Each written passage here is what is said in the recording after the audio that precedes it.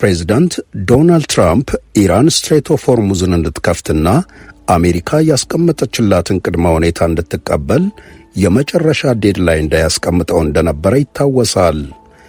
ኢራኖች ይህን መቀበል የማይችሉ ከሆነ ስልጣኔያቸውን ሁሉ ወደ ኋላ የሚመልስ ጥቃት በአንድ ሌሊት እንደሚያስተናግዱም ተዝቶባቸዋል። ይህን ተከትሎ ዩናይትድ ስቴትስና እስራኤል የነዳጅ ዘይትና ወታደራዊ ተቋማትን እየደበደቡ ነው። ቁልፍ የሆነውን የነዳጅ ዘይት አይስላንድ ሰብ ካርግን መምታታቸውን ዋሽንግተን ፖስት ዘግቧል። እንደ ሲቢኤስ መረጃ ደግሞ ድልድዮች፣ የባቡር መስመሮችና ወታደራዊ ሳይቶችን ጨምሮ ታርጌት ሆነዋል። በዚህም መሰረት በዩናይትድ ስቴትስ እየተፈጸመ ያለው አዲስና ከባድ ጥቃት ተጠናክሮ ቀጥሏል።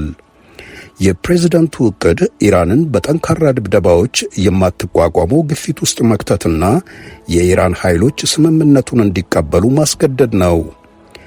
ይህ የማይሆን ከሆነ ደግሞ በኢራን ውስጥ ከባድ የተባለን ዲስትራክሽን ማድረስ ነው። እንደ ዘ ታይምስ ዘገባ ትራምፕ አግሬሲቭ በሆነ አቀራረብ ኢራንን በአንድ ምሽት ማጥፋት ይቻላል በማለት ኃላፊነትን ወስደዋል።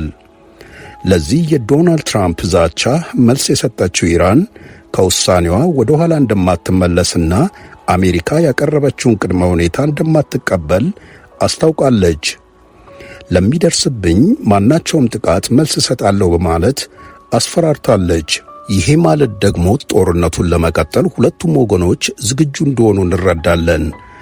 በመካከለኛው ምስራቅ ዛሬ ዲፕሎማሲ የሚባል ነገር የለም። ለመግባባት የሚያስችሉም ቅድመ ሁኔታዎች ተሟጠው አልቀዋል።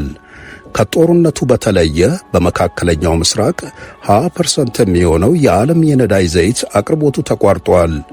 ግሎባል ኢኮኖሚ ደግሞ እየተንገጫገጨ ይገኛል። በዚህም ምክንያት ሌሎች ሀገራትም በጦርነቱ ሊሳተፉ እንደሚችሉ እየተገመተ ነው።